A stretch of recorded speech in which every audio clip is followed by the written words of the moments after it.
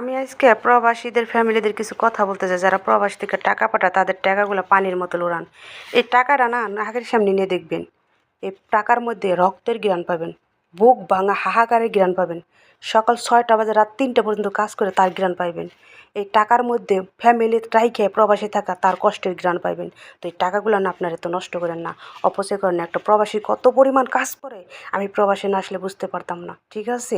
একটা প্রবাসী মেয়ে সকাল 6টা বাজে উইঠা রাত 3টা পর্যন্ত ঘর মোছা, পোলাপানের যত ঝামেলা, একটা প্রবাসী মেয়ে এতটা কষ্ট কাজ করে। তো আপনাদেরকে একটা কথাই বলবো, প্রবাসীদের টাকা ভাঙানোর আগে একটু যারা ভাববেন যে প্রবাসী কতটা পরিশ্রম করে টাকাগুলো আমাকে দেয়।